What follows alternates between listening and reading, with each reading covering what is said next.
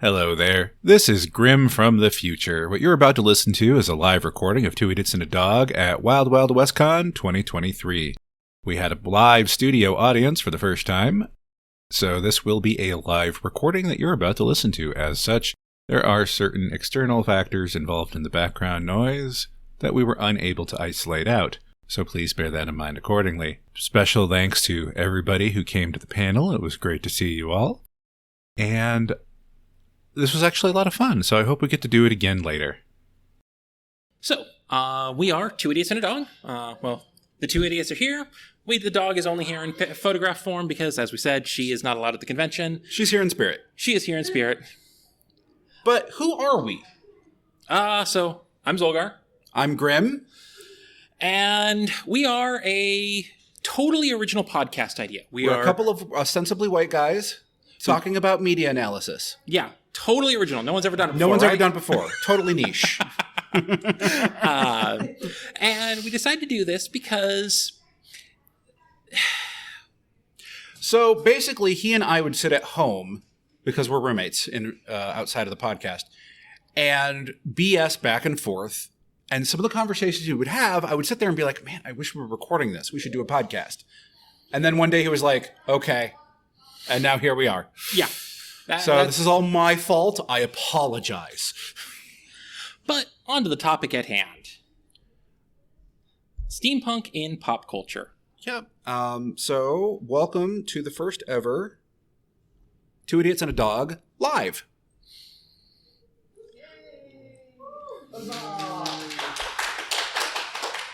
All right. Hold your applause. Throw money. Look, our con budget, I blew our entire con budget buying empanadas. You see what I have to put up with? He bought 2 empanadas. Now we're going to have to file for bankruptcy. All right. So, of course, the first thing we need to do is define what we mean by steampunk in pop culture. By pop culture, we're talking specifically about things that are going to be mainstream or semi-mainstream media. That type of thing that you can kind of osmose through the cultural zeitgeist. So you don't have to have watched it to know the name Power Rangers. Yeah. You don't need to have watched the movies to know what someone means when they say Marvel Cinematic Universe. That's pop culture. Exactly. Now, the bigger question is, what do we mean when we say steampunk? Dude, we only got like 50 minutes. We ain't got time for that. Yeah, so we actually discussed ahead of time how to define steampunk for the purposes of this panel. And we came to a conclusion. It's impossible. Cannot be done. no matter what definition of steampunk you use. Please. Thank you. We would always find something or someone with an opinion that would break the mold, or a property that would break the mold, no matter what we came up with. Weird, exceptional technology, and we started throwing other names at each other that absolutely were not steampunk. But could we tell you why they weren't steampunk? No. Yeah. So they just weren't. Yeah, and then it's like you all start dealing with things that have steampunk elements and aspects of them that are definitely steampunk, but the media itself isn't really steampunk. A great example of that is Back to the Future 3, where you've got some heavy steampunk elements in like what Doc Brown does, especially that train. I mean, that train is amazing, and I love it, and that is an iconic steampunk item. But otherwise, the movie isn't really steampunk.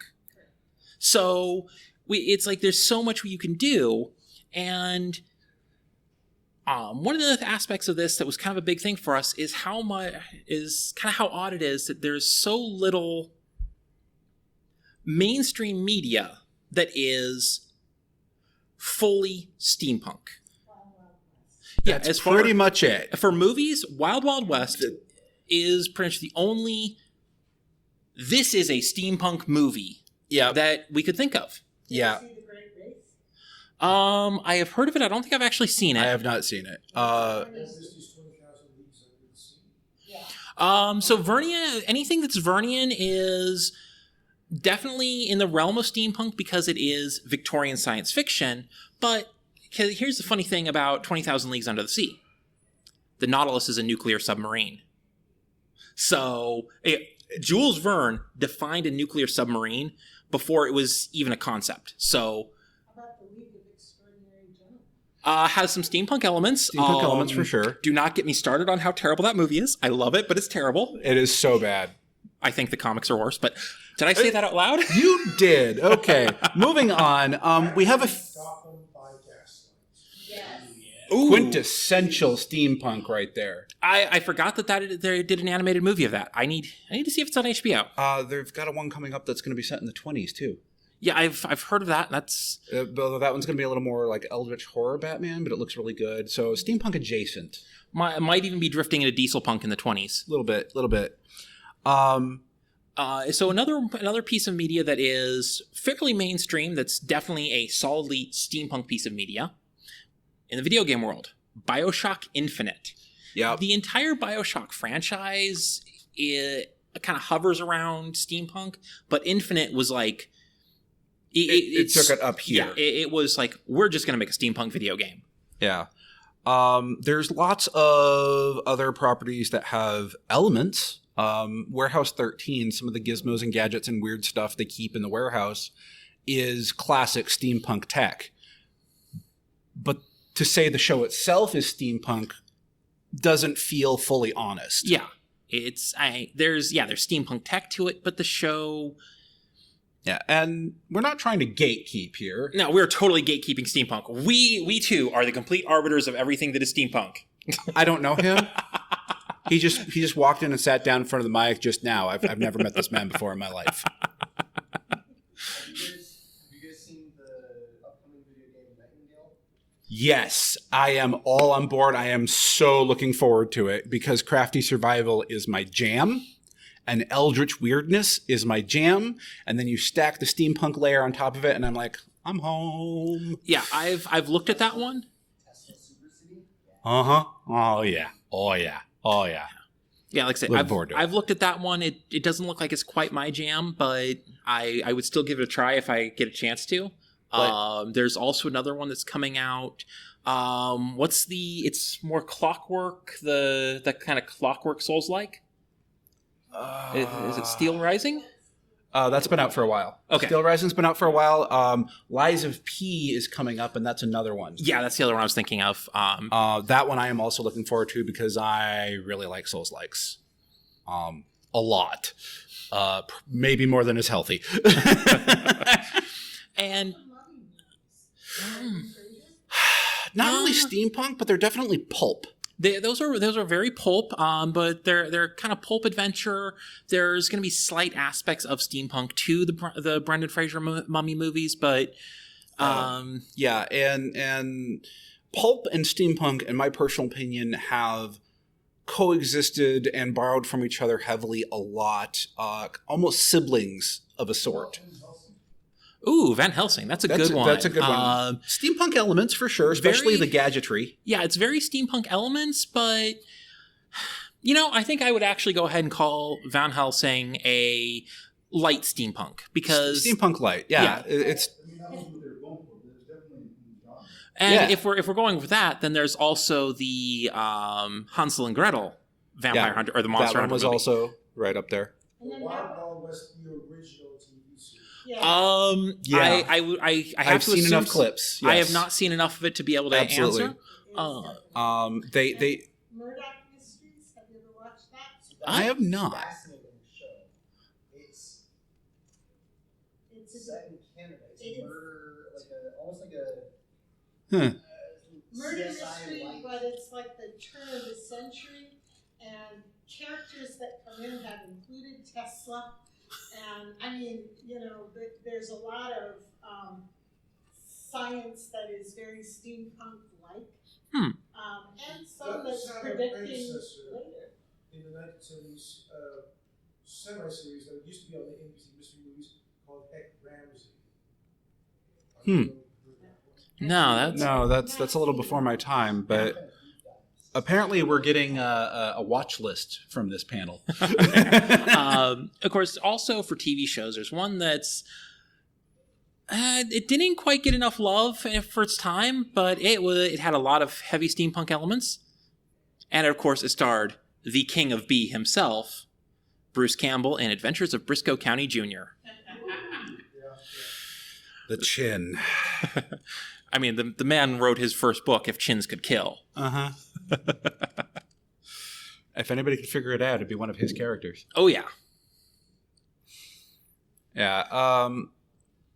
So I guess the main thing we're going with here is the fact that classifying steampunk isn't necessarily a black and white affair, and it's always going to be at least a little subjective. Yeah.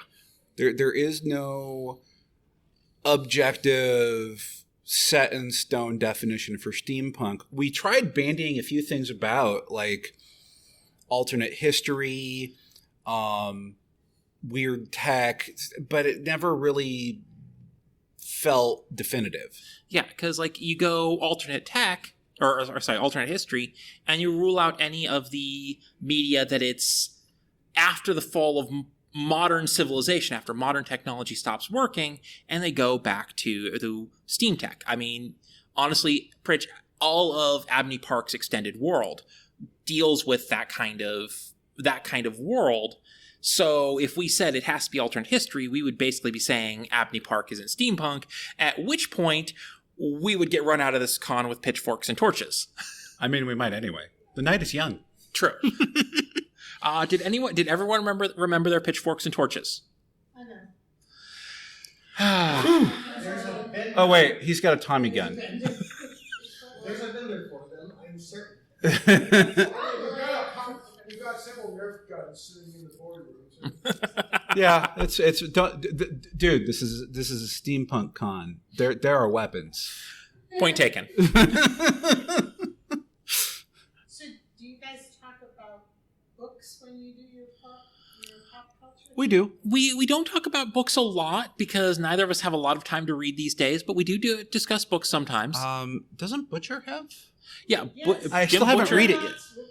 I still haven't read it yet, which is a shame because I'm a big fan of Butcher. I'm a beta reader for Jim, so I've been reading the second You might one. want to also take a look at Aeronauts, the movie from Amazon Prime. I've seen that one. I've seen like previews of it, but I haven't actually watched it yet. Aeronauts Windless. It's a really fun book. I am eager for the second one. Also, the audiobook is great. The narrator does a great voice for the cat. Yes, by the way, it has a talking cat, so that makes it better. Mm-hmm. I agree. I have both a cat and a dog, so, you know. And also, there is certain aspects, not a lot, but certain aspects of getting into it with Butcher's other series. Not Dresden, but Codex Alera. Codex Alera, yep. Though Codex Alera is not really steampunk. It's got a few elements. It's got a few but light it's elements. Not hard steampunk. It's definitely by any It's definitely not what you would consider first thing you would think of if you said. Roman Legion. Yeah, It's it's Roman Legion. Pokemon. Yeah, it's Roman Legion meets Pokemon, which is I know. It's Roman Pokemon. Got to catch them all. that man is crazy. He really is. I'm one of those weird people who liked the Codex Alera better than Dresden, even though I read all the Dresden. No, I agree even more so with the way Dresden's been going. I might be done with Dresden after Battleground. I'm not, but I'm not. we've had that conversation repeatedly. Yeah, I'm a big fan of Dresden Files. Ironically enough, I was introduced to it by the really bad TV show. I liked the TV show, but It wasn't Dresden it's not Files, as good as though. the books. No. I still maintain Paul Blackthorne can play Dresden anytime he wants. He was one of the standouts of that show. But back on topic a little bit here. There are a lot of other great books that are very steampunk. I mean, Gail Carriger, I think her name is. Yes. I'm terrible with names. She has Parasol Protectorate. the Parasol Protectorate series. Also, I mean, we're at a steampunk con. There's an artist gallery right over there full of authors hawking their books. You've also got, for like comics, you have Boston Metaphysical Society.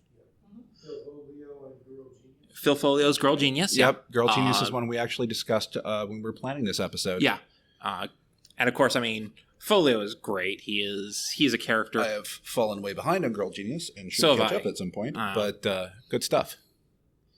And And yeah, so there are a lot of books that have either that are fully steampunk or have steampunk elements. Not many of them get to the point of what you would consider mainstream novels, unfortunately, because getting mainstream novels is tricky these days. Mainstream anything steampunk seems to be really hard to do. Like, there have also been individual episodes of television series. For example, for Batman the Animated Series, you had show that was featured Jonah X and Rich Rule in a steampunk setting. You also had any Doctor Who episode that has the Paternoster gang. Yeah. Absolutely. Yeah, you've got that. But really, in mainstream, mostly that's what we get is we get these episodes or these elements, a fully steampunk. And again, we're not gatekeeping steampunk here, but like something that is built to be steampunk from the ground up and stay steampunk is not that common in mainstream media for some reason. Which is really odd considering, I mean, for what was about from 2005 to 2015, steampunk was big. I mean, it's still popular. But, I mean, we're at a con dedicated to it. Yeah, but it's like it was really big for that period. I mean, you couldn't go pretty much any place that was even slightly alternate cultures, just slightly, without there being steampunk stuff. Hot Topic sold stuff. Spirit Halloween had a whole bunch of steampunk stuff.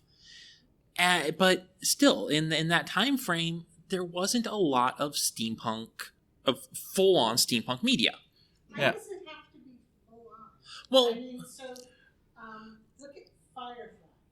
Now, Firefly is kind of cowboys, pioneers in space, but a lot of the clothing and the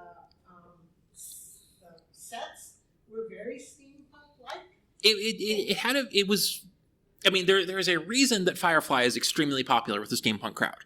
But could you really call Firefly steampunk? Well, I would call it sci-fi with a steampunk thread running to it. So I would tend to personally call it sci-fi with a Western aesthetic, because Western is the American Old West is the American equivalent of the Victorian England. Yeah. So here's just a quick tangent for you, courtesy of Tumblr. The Meiji Restoration, Victorian era, Wild West, and the end of the Golden Age of piracy all overlap. There's a lot of room to play in there, and I'm kind of surprised nobody's done it yet. Really fascinating thing, not to jump away from Firefly, because that's like my thing. But freaking browncoats. hey, listen, Arizona Browncoats is a great charity that should be supported and loved by everyone.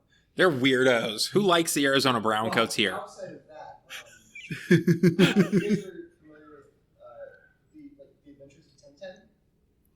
I have heard of it. It is. I know what they are, but I haven't watched So it was an old comic panel originally that then was turned into converted into graphic novels, originated in I think either France or Belgium, very much.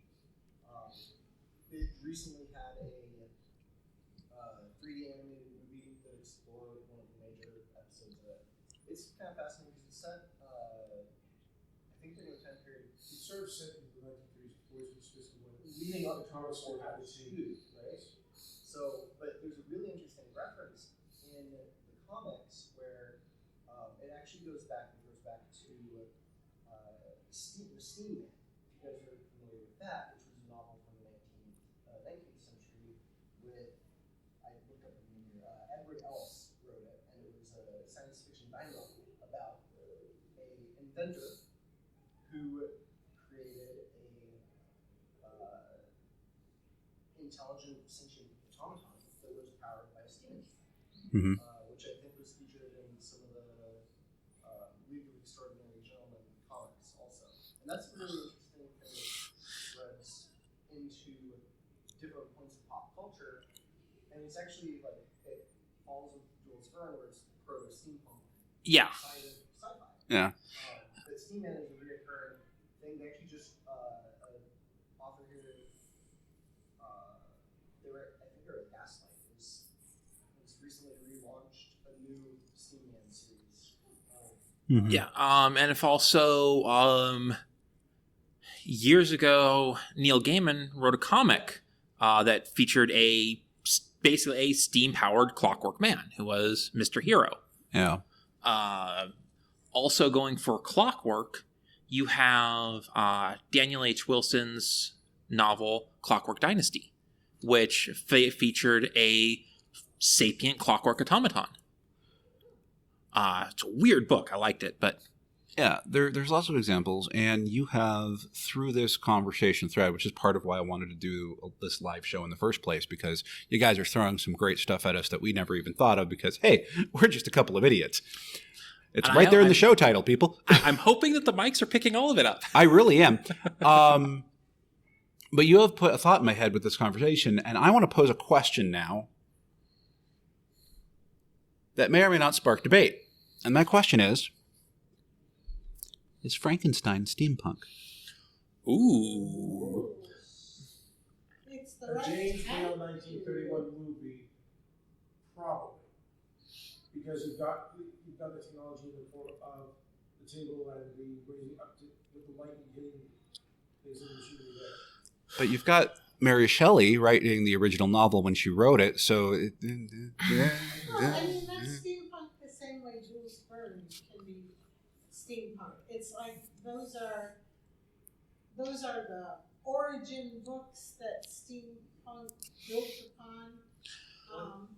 But- The one that comes to mind is Robert Louis Stevenson's Dr. Jekyll and Mr. Hyde, because even though it's chemically based, You know? chemistry is still technology. He's Yeah. not wrong. And in that regard, also, H.G. Wells' Invisible Man.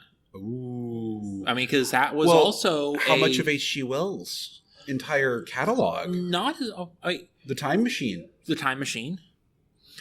I mean, you could even go so far as to possibly even argue War of the Worlds, even though War of the Worlds does not deal with alternate tech for humans, Yeah. but you still have, I mean, it's still Victorian science fiction. Yeah. I'm going to pose a really interesting kind of side segue with War of the Worlds. I would make the argument that War of the Worlds is a formative piece for diesel punk. In the sense that Definitely. it Definitely. goes back to the Gibson concept of cyberpunk, which is what all of these terms are derived from. Which then brings us around to, not to crib off of another panel in the brochure, but where do you draw the line on the various punks? Right. And so with What punk is it? the diesel punk side of it, that one really, War of the Worlds, you have, it's the diesel equivalent of high-tech, low-life struggle of survival against a greater entity, right? And that's, that was the foundational concept behind cyberpunk. Steampunk is, I think, influenced heavily in that same way. Can I throw a weird? We got Speaking of H.G. Wells, another one that might be considered steampunk is the Nicholas Meyer movie Time After Time in 1979, which had H.G. Wells and Jack the Ripper going to some. Oh, that movie was so terrible. I loved it. Of course you've seen it. How about Sherlock Holmes? I mean, the original Sherlock Holmes. It's, I mean, these days, it's absolutely. science, forensics that he's doing in a time when they didn't really do those things. So you do have the science elements. And there's lots of, steam trains and what have you as they travel. I'm not sure I would use. the There's period- definitely a lot of overlap with Sherlock Holmes and steampunk elements, but I'm not sure that I'm not sure it quite goes outside of reality enough. I'm going to go ahead and say retroactively, yes. Because now that we are at the point where we are as a culture and with science and technology, we look back on it and it lines up perfectly with what we consider most steampunk to be. Now, was it written to be that? No, I don't think so. But retroactively, sure. And because we've had this conversation before, can books be reclassified retroactively? Granted, it was mostly when we were arguing over Jurassic Park. But it does pose the question: is steampunk limited to what it was written intending to be steampunk? I mean, if we do that, if we say that, then then Jules Verne can't be steampunk. H.P. Wells can't. Can someone pop the door open? We got someone trying to get in. And you can go ahead and leave it open because the kids are gone.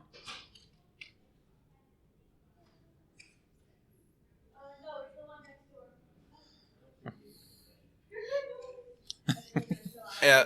So I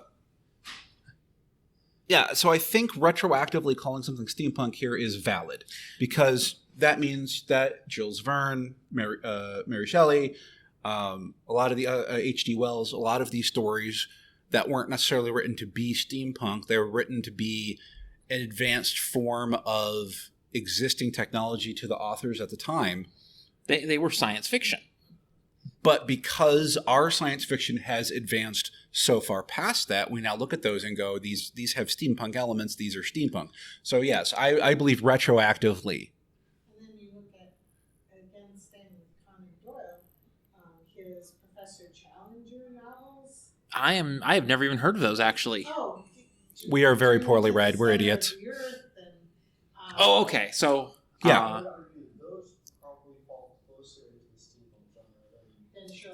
Yeah, Journey to the Center of the Earth. That one I would definitely classify as a steampunk novel because that is pure science fiction at that point because there's,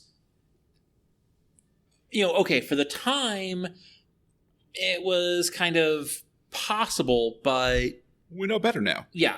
We know that the hollow earth does not exist. It is a staple of fiction at this point, but it does not actually exist. We have the science to be able to go, no. But, that's where the fiction part of science fiction comes into it, right? That's what makes it fun. I think it's really fascinating because a lot of the series that have been brought up here that are older that raise the question, is it steampunk? Simply because we think of steampunk as being retro-futurist, largely, in inspiration, but these weren't, right? They were pure sci-fi at the time. I think it's fascinating because they're all things that, if you look at them in the context that they were written, they're sci-fi, but then if you look at the fact that, like, Journey to the Center of the Earth has dozens of derivative works that are written and like they were written by modern authors, and that does qualify them into retrofuturism. Yeah. That's a fascinating. Yeah, and another one that you can kind of get into with that is the Island of Dr. Moreau, because argument could be made. Because one of the things that you run into a lot is science fiction, especially old school science fiction, before we started getting into space opera and things like that are also classified as science fiction. It was speculative fiction based off of an idea of what science could do. And today we know that Island of Dr. Moreau is impossible without some very weird stuff happening. Same with Jurassic Park, which is what sparked our spirited debates behind closed doors. He's a big fan. A little bit. I do certainly know that it has to be science fiction to be steampunk.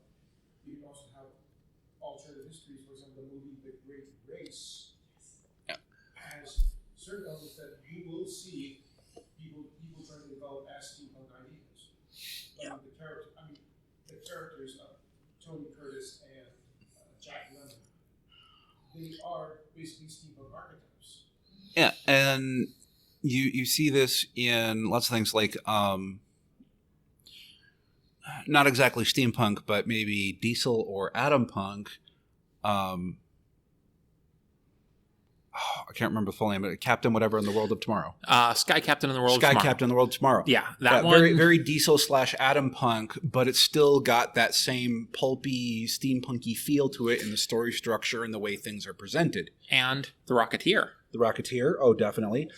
Around the World in 80 Days. I was just going to say Around the World in 80 Days because it's kind of like the Great Race in terms of, the challenges and the different ways they're traveling and stuff, and it does have definitely steampunk elements. I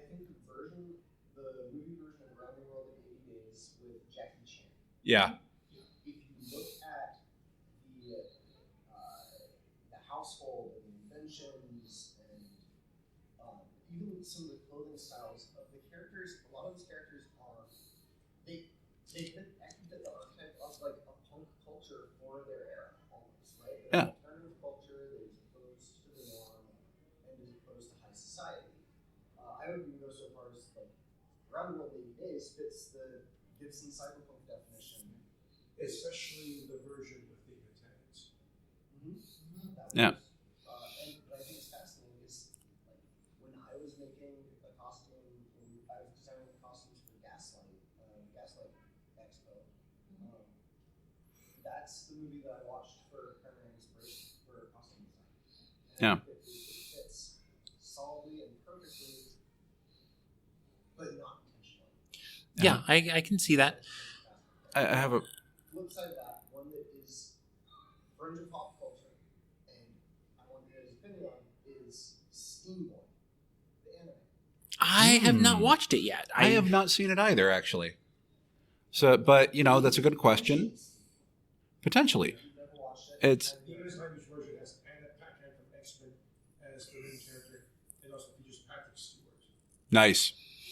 Now here. It's on YouTube. it's available on, you can rent it on YouTube. Okay. Oh, is it free?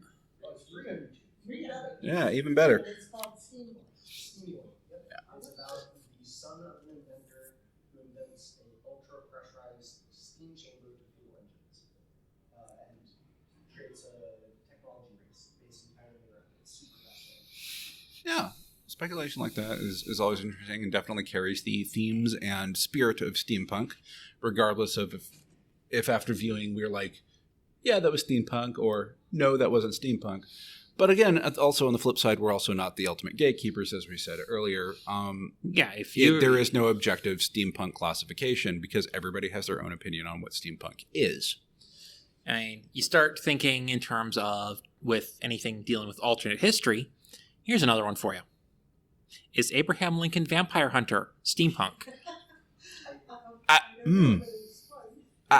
So personally, I would say no, because there is nothing technology-wise. There's no elements to it that are science. There's no science fiction elements to it. He doesn't use like funky weaponry like some power crossbow or things like that.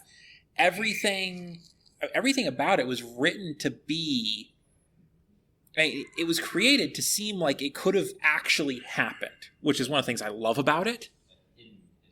Yeah, it's written to be more of a hidden history than an alternate history. So I wouldn't classify it as steampunk personally. Yeah. There's a fairly recent video game actually that I think fits now that I think about it, and that's going to be Evil West. The weird technology, Wild West era. He's hunting down vampires, and these vampires are super weird and creepy and cool. But some of the stuff he's got is like a lightning gauntlet and weird souped up guns that we didn't have at the time and stuff like that. So yeah. Now here's another one. Thinking of video games and kind of going for elements. Yeah. Is a Silver Shroud steampunk? I had to do it. All right, fine. You know what? I'm going to take us in a wild ride. Are you ready for this? Are you ready for this? No. Well, I'm going to do it anyway. I'm going to pose a question. And I don't know if this is the crowd to answer it or not, but I'm going to pose it anyway. Because we keep talking about the retrofuturism. But there is a property that is both futuristic in that it takes place after us, but it's retro in the fact that the technology has degraded horribly. Is Warhammer 40K steampunk? Get out of this convention. I would closer to call it diesel. Actually, what I would call it is heresy punk. Heresy punk. He's not wrong. I mean, these people don't even have hydraulics. They open their airlocks with giant gears and chains. Ah! I've often joked that if I woke up inside the 40K universe, I would either become IT for the Adeptus Mechanicus or killed for heresy in 2 days. No in between. Going back to Steampunk Vampire Hunter, I'm going to throw out a term that hasn't been thrown out yet, I don't think, and that's the genre, the gas lamp genre, as itself, which is like a subcategory. It's the low-tech steampunk subcategory. Yeah. More grounded in reality, less high-tech. It tends to have magic influence, though, or supernatural influence. I think maybe that's where that sits more solidly. It's got supernatural influence, it's the correct era. There probably are some liberties taken technologically with it to a point, but they're really minor. Yeah, I could see calling it gas lamp. Yeah, gas lamp and steampunk are definitely cousins. Yeah, they're close cousins. I would even go so far as saying they're probably siblings, maybe step siblings. Quite possibly. There's a very, very big overlap. Or maybe Gaslamp is the child of steampunk. Or maybe steampunk is the child of Gaslamp. Yeah, we go. I mean, you've mentioned it, so I know. Now we're going to start going chicken egg at this point. In San Diego. Well, I go every year. I live in San Diego, so it's. I think I should recognize you. You might. But anyway, it is definitely a steampunk convention. But its name obviously says that the gas lamp books are part of that genre.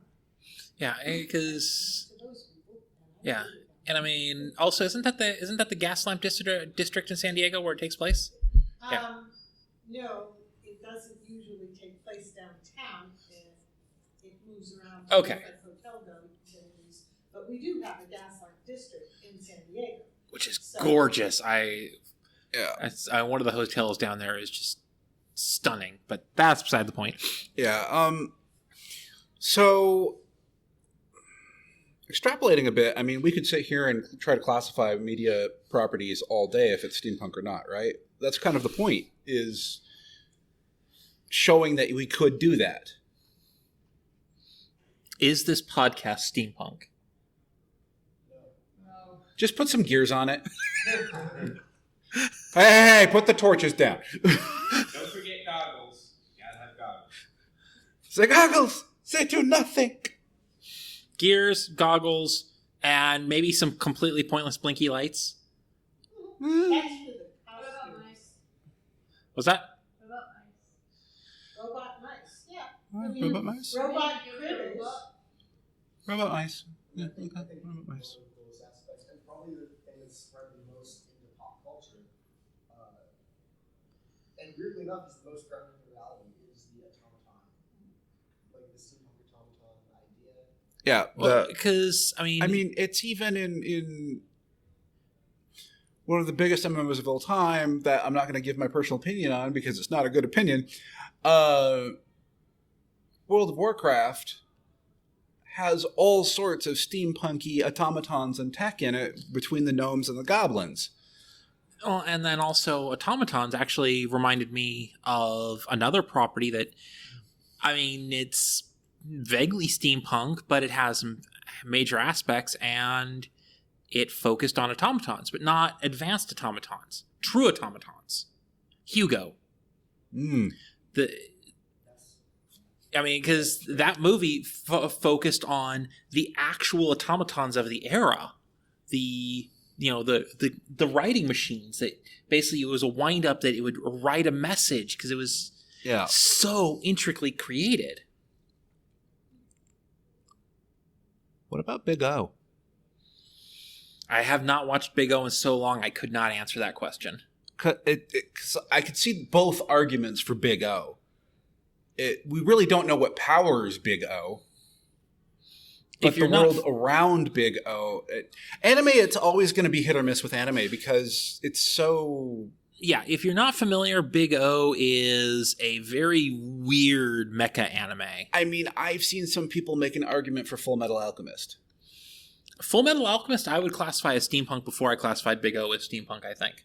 Because you've got the right aesthetics for the era. Yep. You've got automail, which, Yep. I mean, I'm sorry, automail is steampunk. Automail is steampunk as hell. And honestly, if you start bringing... They have trains. They've got trains, but also there is a lot of steampunk that starts bringing in some form of supernatural or magic. Usually... And the thing to remember is that alchemy in Full Metal Alchemist is not magic. It's a science. It is a science. It has rules. Yeah, but you'll find oftentimes things like either aether or magic or spiritual elements. So bringing in something like alchemy, it still works. So yeah, I would actually definitely say that Full Metal Alchemist is steampunk. Yeah, it's one of those things where, again, like I said, we could sit here and debate classification of media all day, because steampunk is not set in stone, because the individual elements of steampunk are not what makes steampunk steampunk.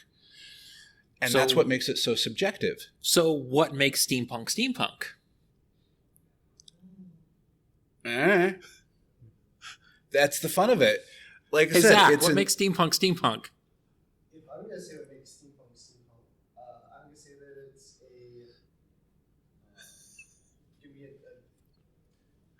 technologically derivative from mainline history, not necessarily more high-tech, not necessarily more low-tech, but derivative in some way that allows for a fanciful continuation of the Victorian era in a aesthetic way and in a cultural way that allows it to spread globally and allows it to feature a level of expression that you don't see in the reality from the era.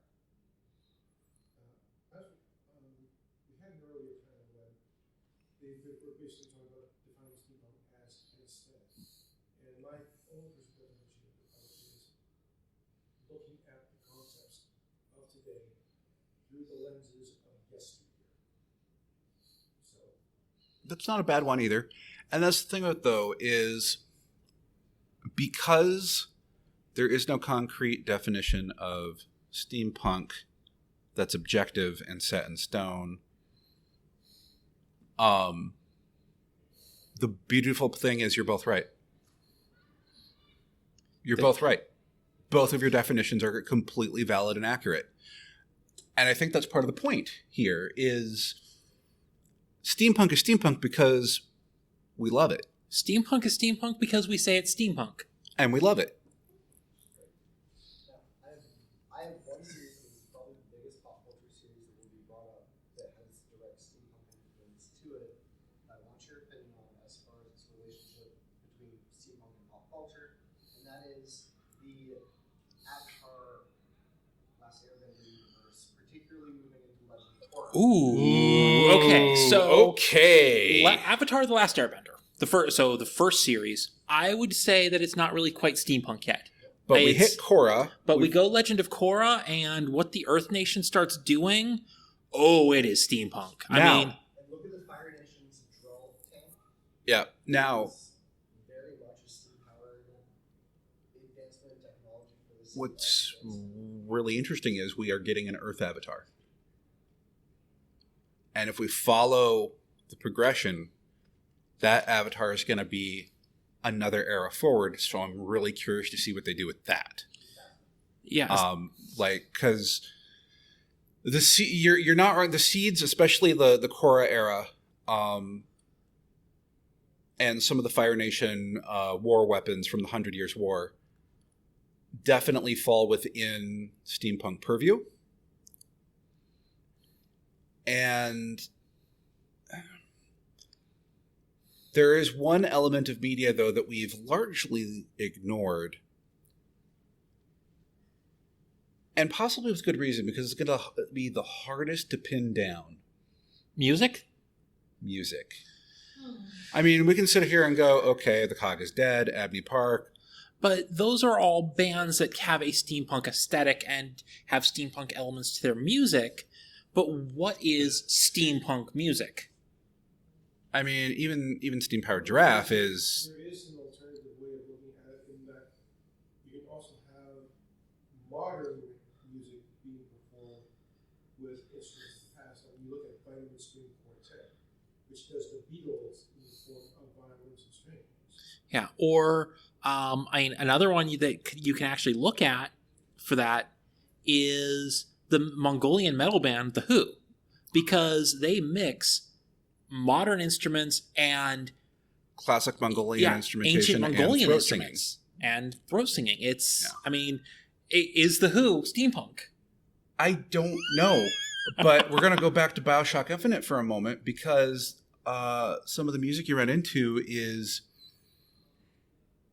like barbershop quartets doing modern pop songs because they can hear the music through cracks in reality, and then they adapt it to the music of their era. You've never heard any of this? I may have. Oh, we are Googling some stuff later.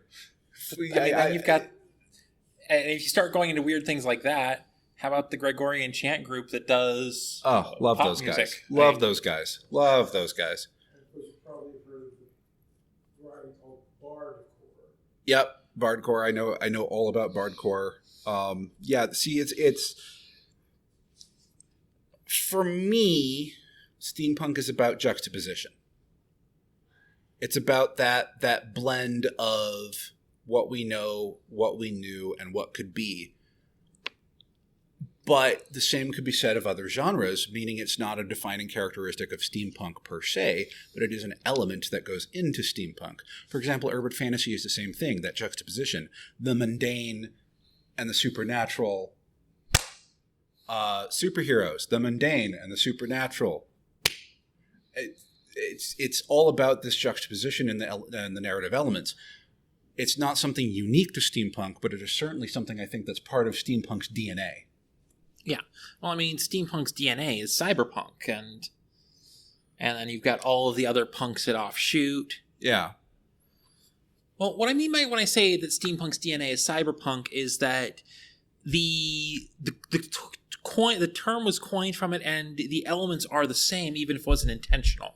Well, the term was definitely coined from it, but I find cyberpunk to be very, very different from steampunk. And I've read both, and the thing they have in common is not helpful to this conversation, because what I want to say is I know it when I read it or I see it. This is cyberpunk, this is steampunk, and they're not the same. See, though, that's actually proving my point exactly. There is no hard codified rules because it's entirely subjective. But we all know it when you see it. Yeah. You read a cyberpunk book, you know it's cyberpunk. You read a steampunk book, you know it's steampunk. You read a dieselpunk book, and that one crosses the line because they could be Dieselpunk, atompunk, magepunk, solarpunk, dieselpunk biopunk. because of how close it is to steampunk. I could go either way on most of those books. Yeah. Those are not ones where I can truthfully say, I know this is dieselpunk. I could just as easily call it steampunk. So, Yeah, like I said, not to crib off of another panel, but where do you draw the line on the punks? Sometimes you can't. Yeah, and there are times where you'll get aspects in steampunk that you're like, that seems more like it fits in with cyberpunk. Like you start getting into mechanical human augmentation, but with alternate Victorian tech. So you're like, what's going on here? I've got one. I've got one that just proves the punks overlap, and it's one you love. Which one? Grim Dawn. Yeah, it's a little bit diesel punk. It's a little bit steampunk. It's way post-apocalypse, but it's also Victorian. It's a video game that's set in basically a post-apocalypse Victorian era, and it has technology elements of diesel punk, it's steampunk and diesel punk, but it's also Lovecraftian horror. It's just it defies trying to be put in a single genre box, which is part of why I love it. And that's also part of the steampunk experience, because a lot of steampunk properties are not just steampunk. Yeah. There's elements of other things in there, and that's part of what makes it great. It's so versatile, it's so adaptable, but it is also part of the exact same reason why we don't have a codified hard list of this is what steampunk is. You know it when you see it. Yeah, you could call Michael Crichton's novel The Great Train Robbery steampunk, even though it's really just straight up historical fiction. Right. But it has enough elements that you can be like, well, maybe it could classify as steampunk. But The Red Dead Redemption franchise. You may have heard of George Méliès's Le Voyage dans la Lune. Yes. Would you consider that steampunk? that's Joy to the Moon, right? Yeah. Oof. Ooh. Oh. I mean, Yes, but no, but yes. retroactively at least, I would say, because it falls into the... But you know what? It's Schrodinger steampunk. That's my final answer. But yeah, as I was about to say, the Red Dead Redemption franchise, it's just historical fiction of the Wild West, but it carries a lot of the themes. Steam-powered automation, like trains and such. Expanding firearms technology, gearing up for, like, it was the end of the Civil War. You're now gearing up for World War I, where things start getting really wild. You've got this little gap window where firearms continue to evolve and change right before that rapid push that World War I gives them. yeah. So you've got, you still have revolving rifles that fell out of vogue as soon as we got the semi-automatic internal magazine. You've got the 6-shooter is still king until the 1911 comes along and goes, and the Mauser comes along, and they both just destroy the concept of taking revolvers into combat, except for a few cases like the Webley. Which, I'm just going to say something here that's going to make a lot of people hate me. Flintlocks are way out of date for steampunk. You're actually more accurate using a semi-automatic than a flintlock. You hate it, but it's true. So there's I recently had to go through a lot because I'm currently running a public steampunk D&D campaign. Anyone can come play it. It's currently on hiatus, but it normally runs on the weekends, and defining technology for it has been a thing. And I'm going to argue that the time span where the flintlock remains relevant overlaps very far into the Victorian era, particularly when you're looking at colonial and frontier nations. And because of that, I think that it's so appropriate, although the percussion cap has superseded it at all. Yeah. It's mostly a thing I like to joke about. So But anyways, that does bring up real quick one final property that I had to bring up the minute we started talking about flintlocks and pistols and stuff. Bloodborne. do not. You can't stop me. Look, we've got 5 minutes. If you're going to say something about it, do it. Yeah, fine. Whatever. See how it is. I will remember this later. Bloodborne falls into the category of steampunk as much as most of the other things we talked about. Yeah, it does. I just mostly I got to give him shit because he will, any chance he has to bring it up, he will. I can basically offer a demarcation point between steampunk and peaceapunk, which is basically one, the advent of the internal combustion engine, and two, the advent of mass production technology. Those are really good points. There's been a lot of great stuff for this episode. There has. And the entire point of this episode wasn't necessarily to codify everything, but to illustrate that there is no way to codify anything. All of us as the hosts, you as the guests in the audience, have all put forward elements that are all valid definitions of steampunk, and yet there is no single correct definition of steampunk, which was the whole point of this panel. Yeah. The whole point was that no matter how you try to define steampunk, there is something that is wrong, or that will show that your definition of steampunk is wrong, but it's also not wrong because there is no right definition of steampunk. Or there is no wrong definition of steampunk, or... The important thing is we know it when we see it, and all of us here love it. Now, I think there is one very important question that has to be asked. Really? Really? Is cyberpunk steampunk? And I'm just going to go ahead and cut his mic right there. That's it for this week. If you like what we do, please give us a like, follow, rating, all that nonsense in your favorite podcatcher. You can also support us on Patreon for special bonus content and episodes a week early, or tip us on Ko-fi. You can find those and our social media platforms and Discord server in the show notes. Last but certainly not least, we want to give a quick shout out to all of our supporters on Patreon and Ko-fi, especially these idiots: Random Warrior, Rain, and the perpetually banned Athen Mortis. You know what you did.